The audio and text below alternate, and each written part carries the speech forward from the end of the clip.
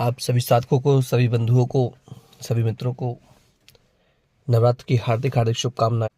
आज आपको बताने वाले हैं कि जो नवरात्र हैं वो आज ही के दिन से शारदीय नवरात्र प्रारंभ हो गए हैं। और आज के दिन माता को स्थापित घर पे कैसे किया जाए और कैसे इनकी कलश स्थापना की जाए, कैसे जोत जगाई जाए और अखंड जोत कैसे जलाई जाए इनकी, और माता की चौकी कैसे सजाई जाए, वो आपको बताने वाले हैं। ये जो शारदीय नवरात्र हैं हमारे देहात में इनको बड़े नवरात्र के नाम से जाना जाता है, क्योंकि जो चैत्र नवरात्र हैं उनमें माता के मंदिर जाकर माता की सेवा की जाती है, और जो शारदीय नवरात्र हैं इनको माता को घर पर लाया जाता है।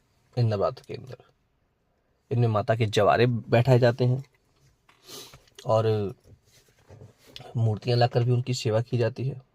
9 दिन तक माता को घर पे स्थापित कर उनकी सेवा करके उनसे आशीर्वाद प्राप्त किया जाता है।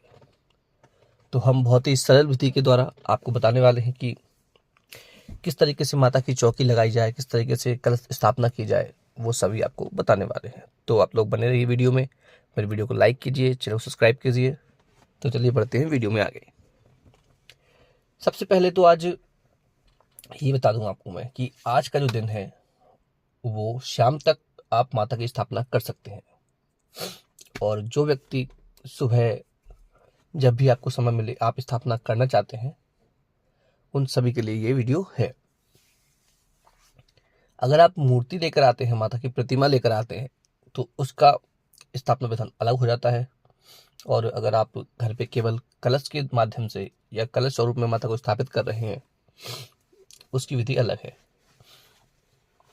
सबसे पहले तो आप एक चौकी लेके आइए और उस चौकी पर आपको लाल कपड़ा बिछाना है, और चाहे तो रेशमी कपड़ा हो, जैसा भी कपड़ा हो, लेकिन लाल रंग का हो। उस लाल कपड़े को चौकी पे बिछा के उसके ऊपर आप गंगा जल छीटेंगे, और आप जो भी प्रतिमा लेके आए हों, छोटी बड़ी जितनी भी, आप उस चौकी के ऊपर आप चावल की ढेरी थोड़ी सी रख के उन चावल के ऊपर माता की जो प्रतिमा है उसको स्थापित कर देंगे।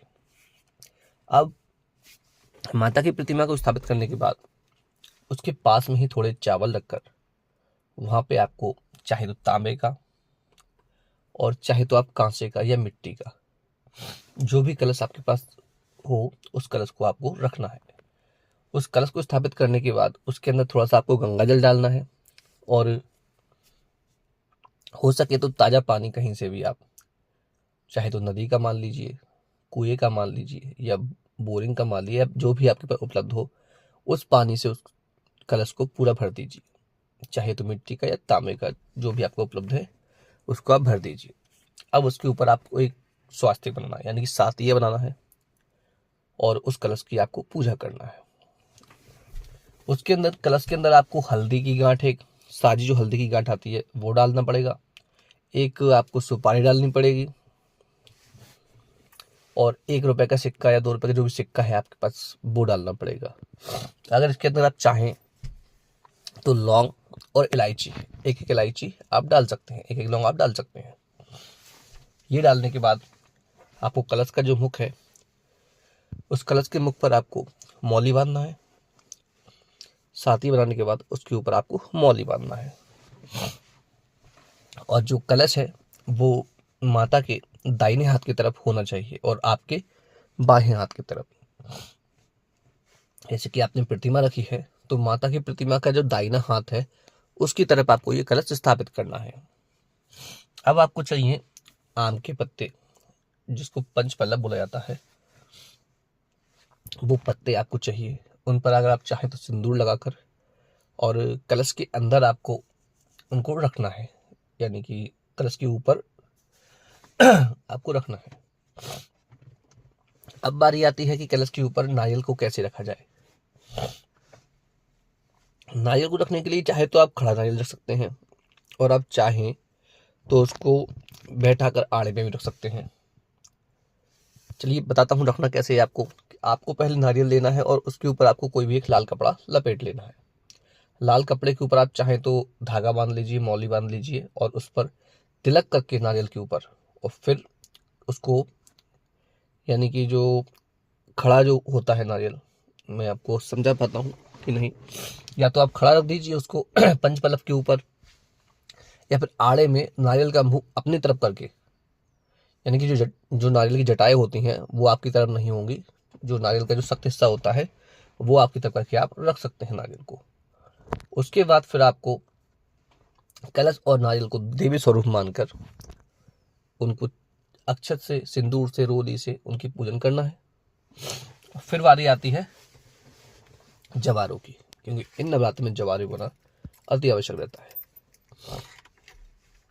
जवारे के लिए ऐसा नहीं कि आप किसी से भी मिट्टी मंगा लें। अगर आप स्थापना कर रहे हैं देवी की, तो आपको स्वयं जाकर, जहाँ से भी आप पवित्र मिट्टी लेके आते हैं, वहां से आपको मिट्टी लेकर आना है, और माता की चौकी के पास में ही, चाहे तो आप बाईं तरफ रख लीजिए माता के, आपके दाईं तरफ रख के आप मिट्टी को रख के उसमें आप जौ बो सकते हैं आप, और गेहूं भी बो सकते हैं।